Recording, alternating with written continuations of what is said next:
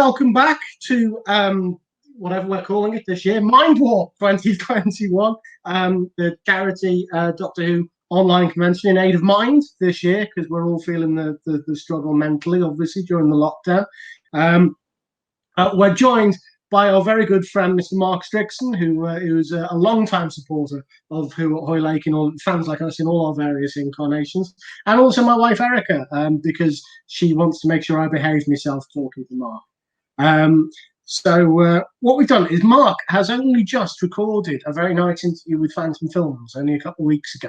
So rather than go back over the old ground, what we've done is we fished out a 20-year-old interview Erica did with Mark, and we're going to do it all word for word and see if Mark's answers are even slightly similar. So that's what we're going to do. And the reason Mark looked less than impressed is because it's 7 in the morning where he is, and he hasn't really got the energy for this bollocks. So it's nice of him to volunteer. Right, I've been up an hour and a half.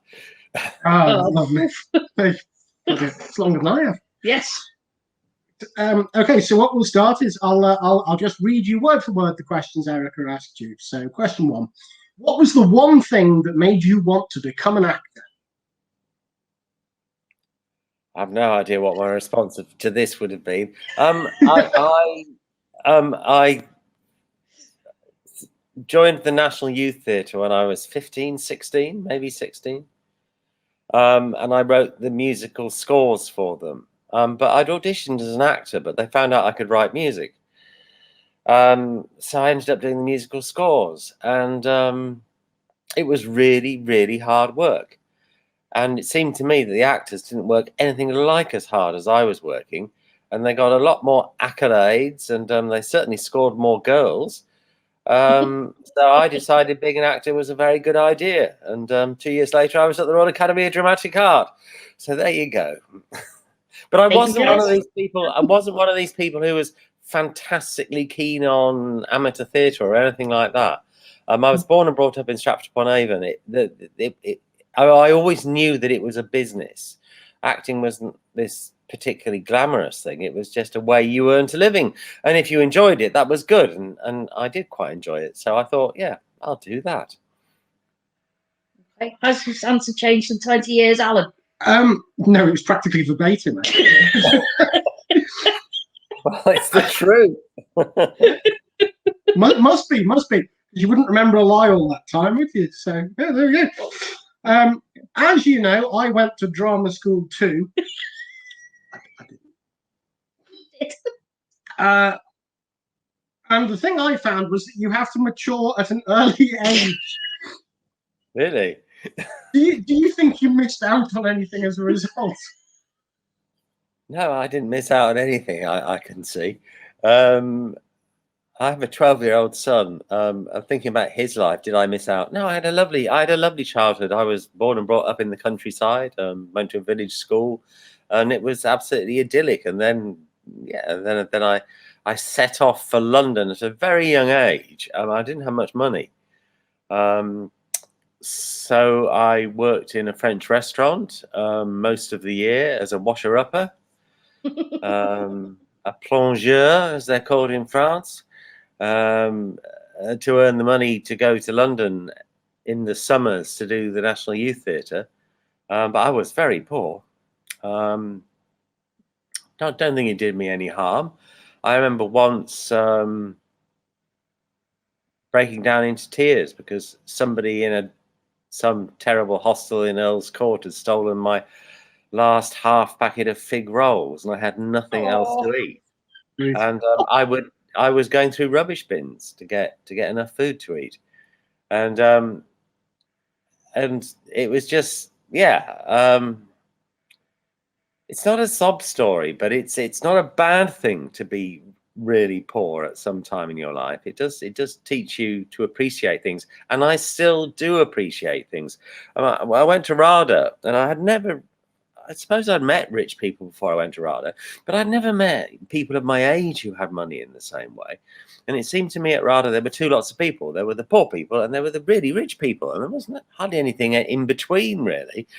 There was a girl in my year who had a flat in the Barbican and a Triumph Stag sports car. Yeah, it was very different if you were like me, I guess. I remember the first job I had was with a theatre company in the north of England, the Micron Theatre Company, and we were rehearsing, right? But I remember vividly getting my first week's wages, and at 4 o'clock in the afternoon on a Friday, I went and had fish and chips because I could have fish and chips because I could afford it. It was brilliant. And I was going out for dinner that night, but I didn't care. that first wage packet, though, you never, no matter what job you're doing, you never forget that feeling of having your own money, and it's yours, and you can spend it on whatever you like. Yeah. And I never ever forget putting in my cash card into the bank when I was a student and thinking, have I got any money? You know, sometimes there wouldn't be any money there, and so that was it. You know, now I can put my cash card in and there's always money there. So I never forget. I remember when the first Switch cards came out, and if you had £6 in your bank, you could spend it. You could spend exactly £6 because you didn't have to. You didn't need a note. You didn't need a note. Yeah. Yeah. That's my poor story. I'll show them. I didn't have Switch. I had Solo, so you weren't allowed to spend it in WH Smith. You got good parents. You never run out of money. I suppose, as you say, the thing was you either had to be poor enough to qualify for a grant or rich enough to be able to pay your own way. So there was sort of no middle ground. Yeah, I suppose so. Yeah. Well, oddly enough, now that has changed, because what you said last time was that you thought you had missed out because you didn't get a gap year or anything. Oh, well, yeah, okay, well, that would be true. Yeah, no, I mean, the concept of gap years, I mean, they didn't exist when I was 17, 18, leaving school. Yeah, you just went to university or college or whatever, and then you got a job. Yeah, it's quite interesting. I now live in a university town, and they have, you know, graduation ceremonies and things. Although they were cancelled this year because there was a bomb alert. Never mind. Yes, it happens in New Zealand too.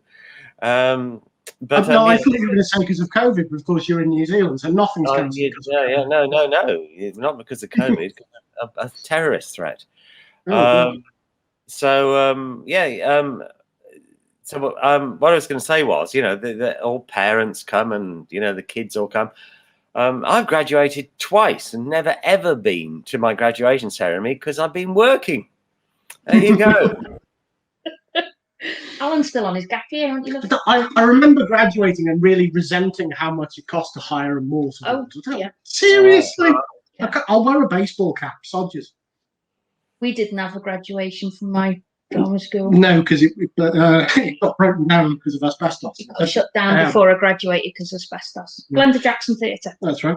But no, I thought that was interesting that having become a father since you last answered the question, your opinion now is that you didn't particularly miss out on anything in childhood, despite not having a gap year, which isn't what you said as a younger man. So I thought that was quite nice.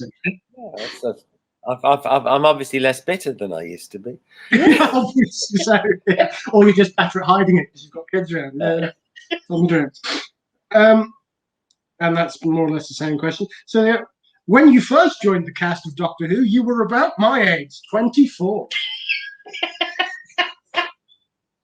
I remember that. Was it a good atmosphere? Yeah, it was. It was really nice. I mean, everybody was really nice to me. I went to a studio before I joined the show. But yeah, no, it was nice. I mean, Peter, Janet, Sarah, they're all very nice people. And they're also completely normal people. And not all actors are completely normal people, but they happen to be. Yeah, we just got on with it and had a few laughs, and yeah, it was extremely nice. Is that what I said last time? Yeah, in fact, yes, that's more or less exactly what you said. The only difference was you said the show was made so fast that it could be a bit stressful. No, I do remember. I remember that, yeah, because I'd been in a soap opera, Angels, which was the preceder to EastEnders, because nobody who's going to be watching this would ever have watched Angels, but it was written and produced by the same people who made EastEnders. So it was BBC One, 7 o'clock at night, you know, soap opera, and Doctor Who was made much faster than that. And as far as I understand it, one of the reasons that John Nathan Turner, the producer, got the job was because hardly anybody else wanted it, because there was so little money available to make Doctor Who at the time. And John said, "It's fine, I can make it on that money." And yeah, there are always downsides. There is less, and no, I wouldn't have said this last time because it wouldn't have been true. 20 years ago, there was quite a lot of money in television, because we've got the internet now and advertising. My son never watches television. Advertising has moved to different areas. There's much less money in television now than there used to be. So now we work for the same money as we did 10, 15 years ago, and we work much longer hours and have to work a lot harder. Would I recommend you going to television if anybody was watching this? I think very carefully about it these days. So surely it's still not as bad as radio. No, radio is much more profitable than television. Yeah. Yeah. No, radio is a real money spinner for media companies because it costs nothing to make. You've just got somebody in front of a microphone, and radio is incredibly profitable. Television is really struggling to make money. Oh, Freddie Mercury was right all along. Was he? Yeah.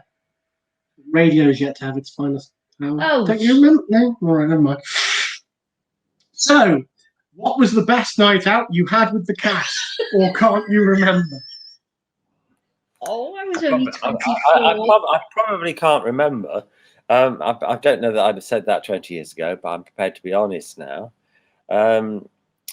But no, we worked very hard. We hardly ever socialised at night, because the only time we would have done that was, for example, when I was in Lanzarote. And then there was a nightclub at the hotel, which was on my last 4 programmes. Planet of Fire. And we went to Lanzarote in the Canary Islands. And there was a nightclub near to the hotel, it might even been in the hotel, which we nicknamed the Pig and Strumpet. Yeah,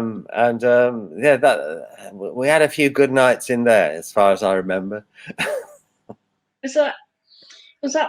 Well, I think he might have bowdlerized it slightly for your 24-year-old ears, because originally you called it the Pig and Whistle. But yes, we were in Lanzarote. I'm pretty sure we called it the Pig and Strumpet. Were you single at that time? No, I wasn't. No. Oh my God. No, you weren't? That's right. I was married to my first wife, Julie, at that time. Was I asking, was he single at the interview or single at that time? No, you said at that time. That's your exact phrase. That's better. Yeah. I feel better now. No, I was married to my first wife, Julie. Julie Brennan was her working name, and she was in Paradise Towers with Sylvester McCoy after I'd left Doctor Who. So she did 4 episodes as leader of the Red Gang, I think it was. I can't remember what they were called. Correct. But that's Reds right. and Blues, wasn't it? That's Yeah. right. So when you went into Doctor Who, was it a bit of a shock being so immediately in the public eye? That's quite a well, I wasn't at all. It's quite interesting. At the time I lived in a council flat in Waterloo in London, and I worked in a pub called the Royal Oak down the Kennington Road in South London. And I remember when I was on Angels, obviously on a soap opera, people know who you are, and people couldn't believe I was still working in the pub. But I don't know how much they thought you earned on television, but there was no way I was giving my job up in the pub unless I had to. And I think by the time I got onto Doctor Who, I had given up working in the pub. I used to do the occasional shift, but you weren't. It wouldn't have broadcast. I mean, I'd have been working on it for at least 3 or 4 months before any programs were broadcast. So you don't immediately go into the public eye. Go on, what's the answer from 20 years ago? Not really, because I've been in Angels, and if you're in soap opera, you get recognised all the time. Yeah, you do.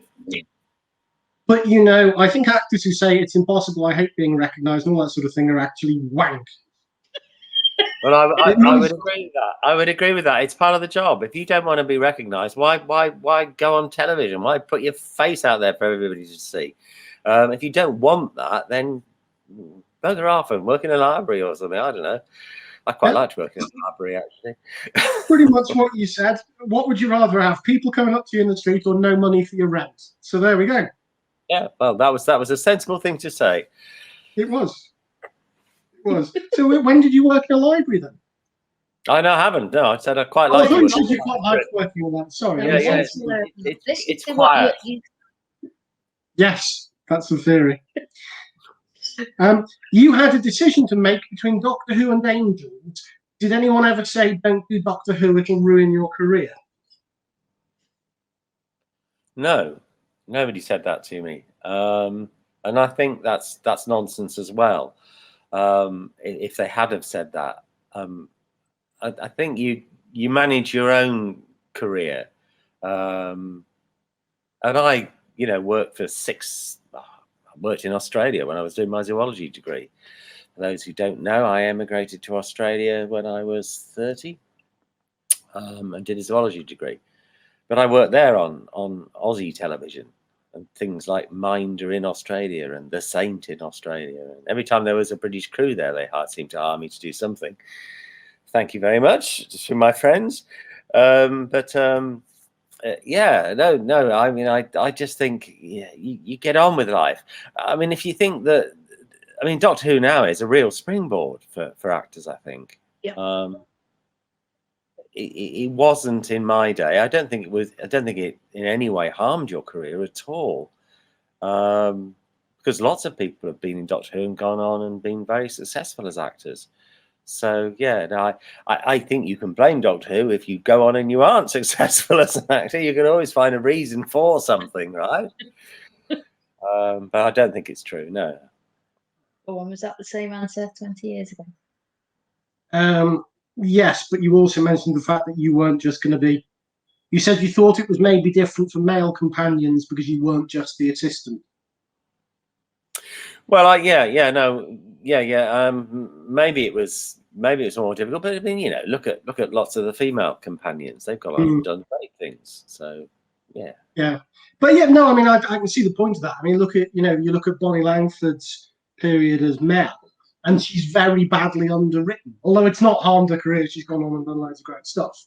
But it's not much of a role. It's not nearly as meaty and enjoyable as Turlough must have been. No. The 80s was a different time anyway, wasn't it?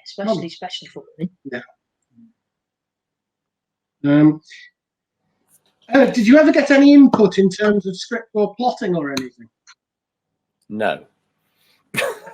There you go. No, not. I mean, I got input in the sense that I went out and chose my own costume with the costume designer. So before I came on as Turlough, but I didn't get any input into the scripts or anything like that. I mean, if you didn't like a line, you could change a line. You could say, I don't think Turlough would say that. He'd say more something like this. And if the director agreed with you, that was fine. But that's only tiny changes. But there is not time to sit around and it be a group event. Somebody writes a script, somebody directs it, some people act it, somebody films it. It's one of those things. One of the things I do occasionally teach, but I do let people come and sit in my edit rooms because, again, for those of you who don't know, I'm a documentary producer. It's not a group event. What do? I write the script. I put the pictures in the right order and make the story up. Even though it's a documentary, you've got to have a story. And then I technically deliver it. I make sure it's to the standard that it is required by the broadcaster. But that's not a group event. You see all these names at the end of a program, and really, when you watch a program, okay, somebody's gone to film it, but that's a tiny bit of the creative process. The creative process is what happens in the edit room, and that's pretty much me and an editor. That's who's made the program at the end of the day. Other people have a little bit of input, but you've completely put the program together before that happens. So, you know, what you do is you cut it to a certain point, and then it will go to your executive producer, who then gives notes. And that's really useful because it's another set of eyes. But you have made the story by that point. That's my job, to tell stories. But yeah, no. It's quite interesting. The television is quite a lonely life, really. You spend a lot of time. I spend a lot of time writing, a lot of time looking at screens on my own, and then you make a program and you send it out. You send it to the broadcaster. Yeah. The broadcaster will not tell you when it's on. These days, you don't even see your name at the end of the program because they shift the credits to one side and they pre-roll the next program, and that's because, quite simply, viewers turn off between. They're so terrified of people looking away.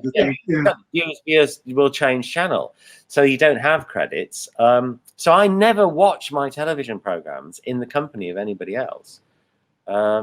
And of course, the last thing you want to do is watch your own program on television when it's broadcast, because you've seen it about 200 times, or many hundreds of times before that, because you know every detail of it. So it's not, you know, it's not. We don't all sit around and have bottles of wine and think, oh, we're wonderful, and oh, isn't it great that our television program's on? It's a job. Hard work. Yeah. I suppose that's particularly true at the moment because, of course, you've been working for a while on Rich House, Poor House, which, for people who don't know, it's exactly what it sounds like. A family from the top 10% of the income bracket in Britain swap houses with a family from the bottom 10%, and then we see how they react to the change in lifestyle. And as I understand it, the families themselves do quite a bit of the shooting with handheld cameras, which means that you've got to take all that footage and turn it somehow into one cohesive narrative that people can sit through. In fact, they don't do any filming. It's all professionally filmed, right? And in the original Rich House, Poor Houses, we set up what we call toilet cam or loo cam, so they are able to turn it on and do intimate diary pieces, right? But it's all set up for them and all lit. And one of the things about Rich House, Poor House is it's not what I would call dirty television. It's a very high quality product. It's on Channel 5 for those people who don't know, and it's very good. And it's good. It's a very, very clever concept because it's very difficult to look at serious social issues like the gap between the rich and the poor, which is ever increasing in a lot of countries, including New Zealand is one of the worst in the world, funnily enough. New Zealand and Sweden, I think, have had the biggest difference between rich and poor over the last 25 years. But it's a real issue, and it's very difficult to find an entertaining way of looking at serious social issues. But Rich House, Poor House manages that. It's a very clever. It's a clever program. I've noticed one of the things about it seems to be that even when the rich families are self-made, they still seem to be shocked by the level of poverty they encounter in the poor houses. It does seem to be that they can see a distinct downturn in how the poorest people are living compared to their childhoods. Yeah, no, that's right. And one of the reasons I got the job, I was making a program on volcanoes for the Smithsonian Channel for a company called Emporium Productions, which is part of Hat Trick in the UK. And so I was making this program on volcanoes, which is what I tend to make, science and things like that. The executive producer, a lady called Emma Reed, who is a wonderful exec producer, and I've worked with her for many years, and we worked together on all sorts of things. She said to me, "Oh, Mark, I don't suppose you could hang around," because I was in London at the time. Hang around and do some Rich House, Poor House, could you? And I said, well, I'd love to, actually, Emma. I'd love to make some, because my son Tom who would have been about 10 at the time, loves Rich House, Poor House. And I have no problem with him watching it because it teaches him that how poor some people are. Yeah. So I started making it, and I've sort of pretty much been making it ever since. But I've thoroughly enjoyed it. I really think it's a worthwhile thing to do. I've always tried to do television that's meaningful in some way that helps people and, you know, informs people or whatever. And it doesn't matter if that's about social injustice or if it's about nature. It's the same gig. Just don't do a celebrity special of Rich House, Poor House. Because everyone gets a celebrity special, don't they? Yeah. So you'd have to find someone who's doing really well in the industry and someone who's doing really poorly. Yeah. Oh no, we've got a few suggestions. We have, yeah. Well, for the poor houses, anyway. Well, no, I suggested to them because I was living on a boat in London. And living on a boat in London for about 5-6 months of the year until March when COVID hit, when I fled back to New Zealand. But I suggested rich boat, poor boat. I was going to swap my boat for a swanky yacht in Canary Wharf or something for a week. Captain Lee? Yeah. We're watching Below Deck at the moment. Watch Below Deck. It's brilliant. Oh, yeah, I know. I've seen that. Oh, I want a super yacht. Tough. Okay. But that would be amazing, trying to do Below Decks on a canal boat in Camden Lock. With your 3 stewards and your chef. All just standing on each other's shoulders as well. Yeah. Right, back to 20 years ago. Sorry, back to the millennium. Okay. Next question. What did you think of the TV movie? It's all right. Well, yeah. I mean, I don't know why I said 20 years ago. I can't really remember it very much now. But as far as I remember, it was okay. Yeah. And Paul McGann as the Doctor? I think Paul was. I don't think there's ever. Do you know? I don't think there's ever been a bad Doctor Who, a bad Doctor. They've all had their moments, and some have been more memorable than others, and that's often because they stayed longer or whatever. And they, you know, but they've all been good actors. So yeah. So Paul the same. He's a good actor.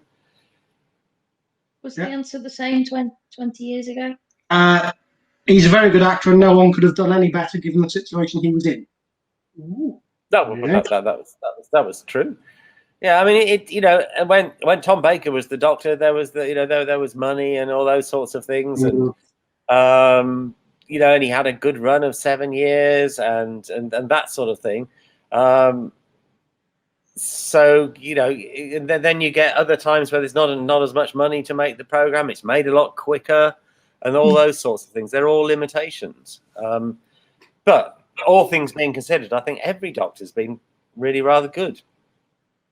Sounds fair to me. I'd agree. Yeah. Okay. Now, in light of John Nathan Turner's recent death, do you have any fond memories of him? I have many fond memories of John. I'm one of John's admirers in the sense that I think he did an amazing job in keeping Doctor Who alive. And he saw the potential of the American market, which was massively important. I mean, I'm sure in conjunction with people from BBC Enterprises, he saw the importance of the American market, but he very much encouraged that. And yeah. So, but I mean, Tom came from the Midlands like me. I don't know, if you come from the same place, you have a natural affinity, I think. It's like you guys. If you meet somebody from Liverpool, the other side of the world, you have a natural affinity with them, and you know it opens doors. You got the same memories, and so Tom and I got on from day one, and there was never a cross word between us. A lot of time for him. He was a very, very bright, talented man. I met him a couple of times. I thought he was charming. Really thought he was nice. Really nice bloke. You never met him, did you? No, it's before my time, so to speak. What's the weirdest experience you've ever had with Dan? And don't mention my name. The weirdest experience I've ever had with Fandom? With a fan, yeah, or with Fandom, yeah. I was seeing a play at Salisbury Playhouse called A Shepherd's Life, and the main character was called Caleb, C-A-L-E-B, which is a very rare and old name. And I did a Doctor Who convention somewhere, and you know, the first guy in the queue, I said, "So what's your name?" And he said, "Caleb," and I couldn't believe it. That was truly weird, I thought, but there you go. So how many people in the world are called Caleb? I mean, no. Alan's cousin? Yeah, but with a C, not with a K. Oh, with it. Oh, right. Yeah. Okay. I mean, C's the biblical spelling, isn't it? More common. C-A-L-E-B, yeah. No, yeah, my father wanted to call me Ichabod, which is an Old Testament name. Thank goodness my mother got away and I was called Mark, not Ichabod. Oh, yeah. Imagine shouting that in the streets. Hey, Ichabod, get in. No, oh, no, he didn't Icky Stricky. Icky Stricky, yeah. That's terrible. It would be No. Not thought of at all. No. It was the same answer 20 I years ago. didn't really have nicknames at school, but my friend Giles made up a name for me, which was sort of a version of Strickson back. He used to call me Nostril Pick. That was the only nickname I ever had. Backsign, yeah. Well, the answer we got last time was you were in Australia with Sarah Sutton and her husband visiting a house in the country. Yes, that's true. That was a weird experience. Yes. Yeah. No, I lived in Australia when I was doing my zoology degree, and Sarah Sutton and her husband Mike came to stay with us, and I took them to a historic house, sort of equivalent to a National Trust property, outside the town I was living in, Armidale, and it's incredibly hot and dry in that part of Australia. It's not hot and it's not necessarily incredibly.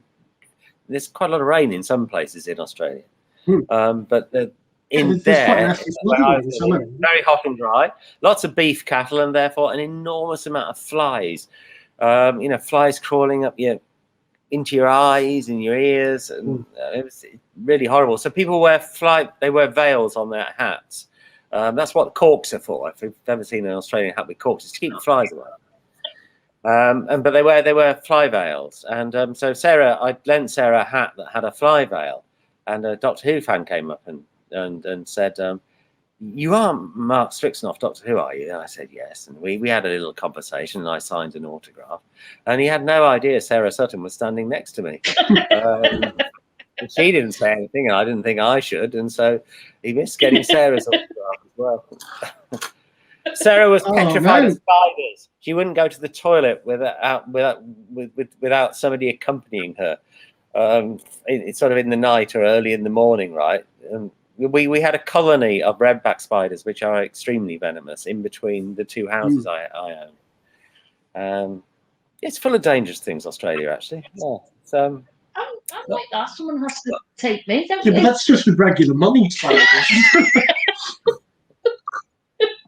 2 o'clock in the morning, you'll get a scream. Come and get this spider. There's a scene in The Lost Continent by Terry Pratchett where somebody asks for a list of all the animals in Australia that aren't dangerous. And the list reads, in its entirety, some of the sheep. Well, that would be true, I think. Yeah. We're not going there. No. Go back to 20 years ago. 20 years ago. Have you heard any rumours about the 40th anniversary? No, none at all. It'll never make 40 years, Doctor Who. It doesn't send it home. No. Most unlikely. Have you been approached to do a commentary on one of the DVDs? Yes, I have many times. I'm sure people have seen. I've just done another big finish. A 5-episode. It is a bit strange doing them from New Zealand but it's not really any more strange than doing them from the UK now, because as actors we tend to work on our own in a sound booth. But I record all the lines. I record them different ways. And then it all gets put together in the UK. I am the easiest actor probably of all to work with, because all they do is send me a script and I organise the sound studio and do everything and direct myself. I'm very self-contained. Then I just send them an invoice. Easy, easy. What did he say 20 years ago about DVD commentaries? No, you hadn't done any 20 years ago. But there were a lot fewer DVDs in those days, of course, as well. So there was some general questions now. What items do you go nowhere without? There's only one item I never go anywhere without, and that's a Swiss Army knife. I have one which has scissors, a knife, scissors and a knife and a bottle opener are the important things, and a tin opener. I never go anywhere without my Swiss Army knife. That's the only thing I really carry with me, I suppose. What did I say 20 years ago? You said almost exactly the same thing, except this time round you've decided you need the tin opener as well. You clearly were on a fairly liquid diet. You said tin opener. That's what I said. You said tin opener now. Oh, we didn't back then? No. Oh, sorry. No. What's in your wallet right now? Oh, I was cheeky. Well, you were just trying to get a drink out of it. I was trying to get a drink. My credit cards, a little bit of cash, a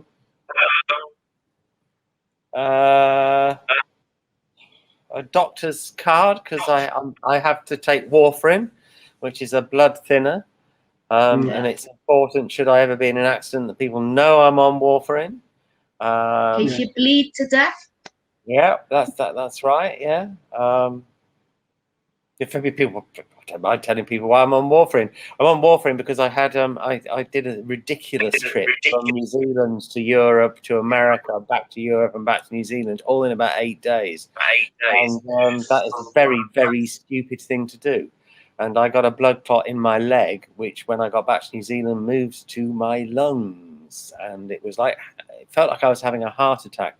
Apparently, I had about 4 hours left to live by the time I walked into casualty. To break off clot from the I'm on warfarin, blood thinners for the rest of my life as a result of my own stupidity. There you go. But I mean, I suppose could have been worse. It could have lodged in your brain or your heart, and it would have been a much. Oh, no, exactly. Yeah, much more serious issue. I want to know a fact about DVTs. Go on then. I was on the pathway for the national pathway for DVT treatment. Yeah, you helped create it. I helped create the national pathway for DVT treatment. For those who don't know, DVT is deep vein thrombosis, which is a blood clot. Exactly what I have. And there's a test called the D-dimer, which just came out. I was probably working on it back then, actually. It was probably about that time. There you go. Useless fact. But I'll edit that out. Fun fact about warfarin, originally it used a rat poison. Yeah, Lord that's right. He tried to take us all out with. Yeah, that's right. When I had my first standby call. Yes. Put warfarin in the sauna and nearly took the whole the Lord Leverhulme was quite a large property owner in the Wirral, and he committed suicide by basically infusing his sauna with warfarin. And when he got to the hospital, he was practically radioactive with the stuff. They had to put him in a tent in the car park. No, it was in the park. It was in the park. Yeah, well, I was going to try not to explain the fact that Farrer Park Hospital's got a big park. What's in the name? True. Yeah. But, yeah. So yes. So he was. Nobody could go near him for days. We'll edit that bit out. We'll cut it. Yeah. Carry on. What did we say 20 years? What was in his wallet 20 years ago? The same, but with loads of receipts.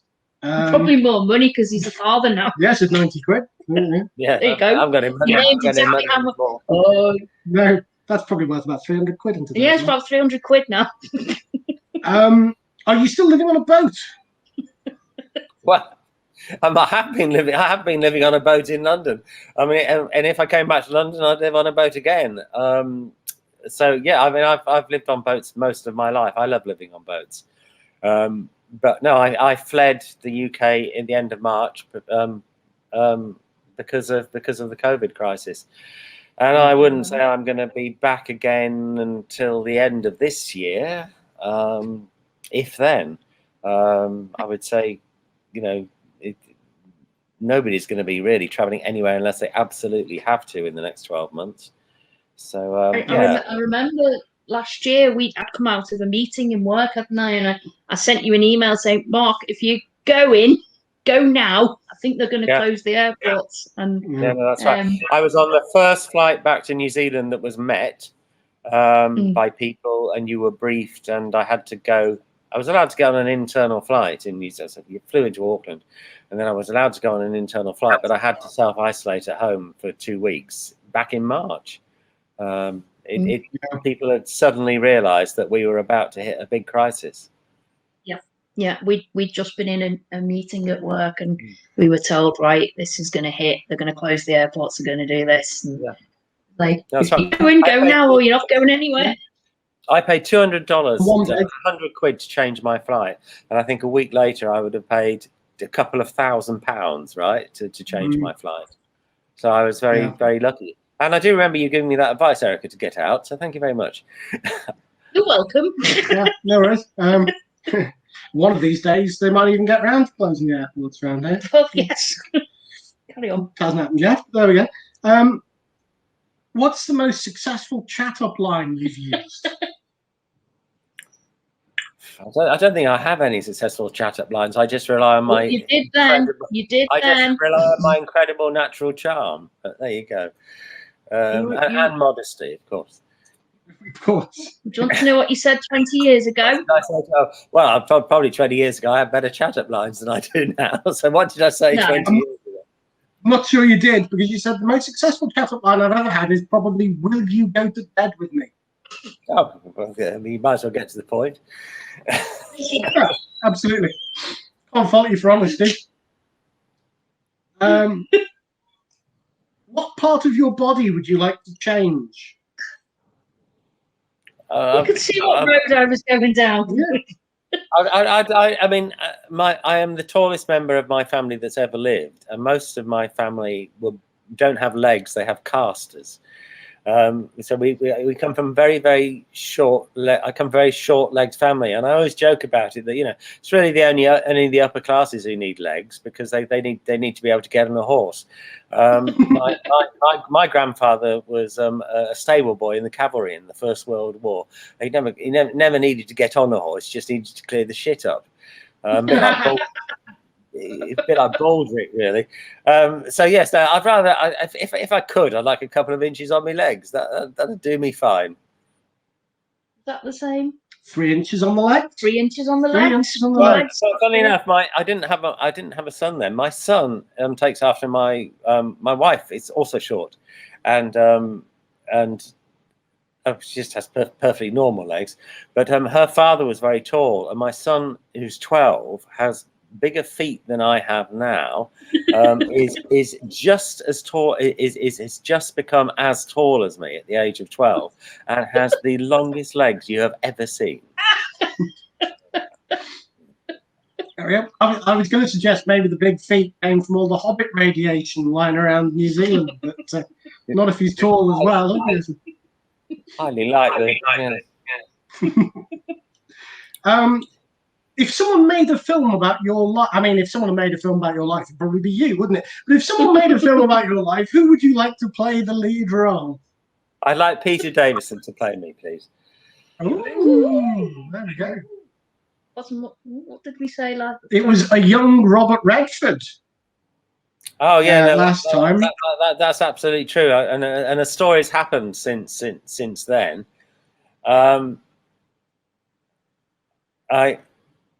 I remember I was in New York, and I was on one of those go round New York buses with my wife, and we were on the top floor, and the guy got it in his head that I looked like Robert Redford, the tour guide, right? And every time anybody came on the bus, he'd say, and if you go up to the top floor, you can join Robert Redford, who's sitting in. And it got so annoying, we've actually had to get off the bus.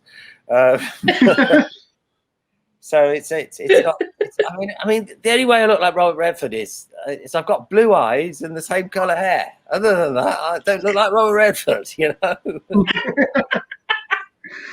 There's a reason nobody ever got funding for the buses of Manhattan County. Yes. Apparently, there's been a report today on the decriminalisation of cannabis. Where do you stand on the issue?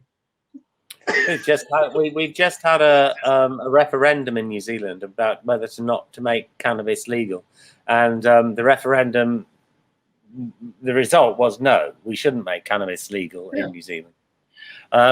And I think that it's very tricky. I do think that medicinal cannabis should be more freely available. I don't think it should be so hard to get it, and I think it should be a standard drug that can be prescribed. But I think that, having had my problems, with alcohol and things, I think that making any drug freely available, it doesn't help us, right? And I think that I stand, I voted against making it legal, against making cannabis legal. I don't think it's any worse than alcohol or any better. I just don't think we need another drug for people to get addicted to. Do you think, Alan? Because that's you've been a drug and alcohol counsellor, so that's your kind of. The problem, it's not really fair to be honest, it's not really fair to reiterate the question, because the thing is, 20 years ago, cannabis was cannabis. Yeah. And these days it isn't. It's a lot of it is genetically modified with increased THC count and lowered CBD. Yeah, absolutely. It's much worse because it's psychotic. And, the increased use of CBD, if you fancy go for it, but you'd have to be very careful about what strain cannabis you legalized or were allowing medicinal companies to grow. It's not the drug it was 20 years ago. No, it's not. It's not. It's not your grandparents. No. What did he say 20 years ago? He was much more. You can't fight the tide. It's legal in a lot of countries in Europe, so it's eventually going to become legal here. But we solved that problem by blowing up Kent, so that'll learn. When are you the most happy? Oh. Or where are you the most happy? Wherever you prefer. When I go to, this may have changed. I am most happy in bed listening to BBC Radio 4. It means the end of the day. And I do work very hard, and which I'm not complaining about at all, because I enjoy my work. But I also enjoy not working as well. And at the end of the day, when I lie back and I put my head on the pillow and I listen to Radio 4 for a bit, I think, I'm not sure it's happiness, but it's relief and content. And I'm very lucky. I've got enough money and those sorts of things. But so and also as you get older, you get tired. It's often, I'm often up at 6 o'clock in the morning and I finish at 11 at night, and it can be long days. I'm on a particularly hard stretch of work at the moment for 6.5 weeks. Then I'm having 4 days off. I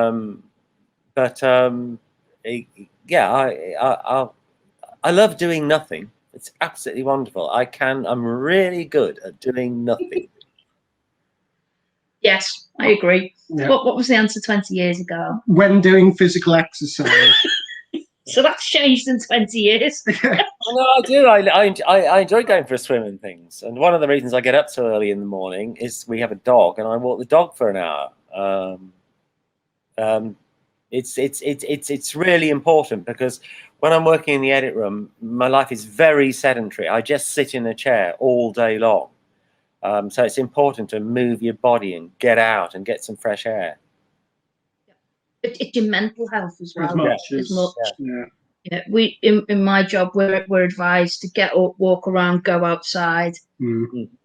Because obviously it's a little bit stressful at the moment in my office. So yeah, it's you've got to keep mind healthy as well as physically healthy as well. Especially you've now got 8 minutes, because I've got to start work at 8 o'clock. Last question of 20 years ago. Pick a winner, Al. Okay. What would you have as your epitaph? I made mistakes in my life, but I'd like people to think I was a nice guy, and I didn't do too much harm in my life. I mean, that's an impossible ask. Everybody does harm in their life. but I didn't do too much harm, and I was generally I was a kind person. If I could have that on my grave, Mark tried to be kind. That would do me fine. Same 20 years ago. 20 years ago, it was Here Lies Mark Strickson who tried to be a nice guy. So that's remarkably. It's remarkable. Yeah. That's the same. Yeah. So I mean, I think that's not a bad way to live your life, is it? Trying to be nice. You do try and be kind and nice. It's and if you manage it, I think you deserve a few points.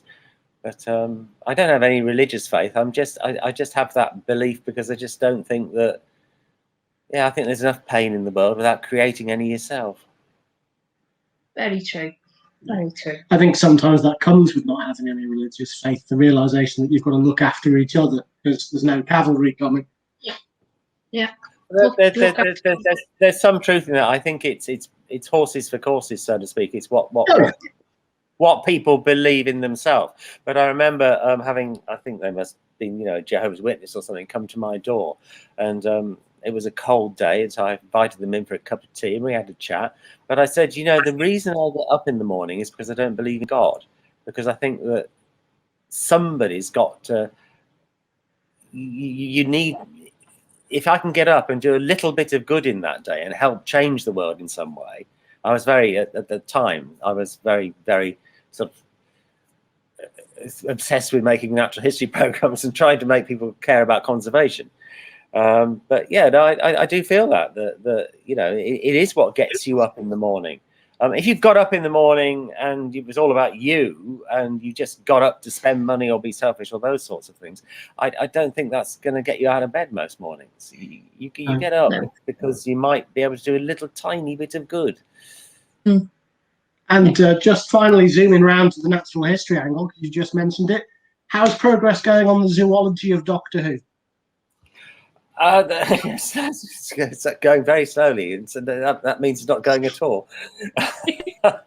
I'm just too busy at the moment, but I will get around to it. I think I will get around to it sort of May, June this year. I hope I might spend 4 weeks putting a program together. So it's just somebody coming into work. That's why I was waiting. Lovely. Go on, we'll wrap on that that note, thank you very much indeed for Mark. joining us again, Mark. Very kind of you to give you time, especially so early in the morning. Thank you very much, and I hope we'll speak to you soon. Yeah. All right. Well, take care, and nice to talk to you too. Have a nice evening. Thank you. You have a nice day. Stay safe. Take care, mate. Lovely to see you. All right. Bye. Bye, mate. Bye. Bye.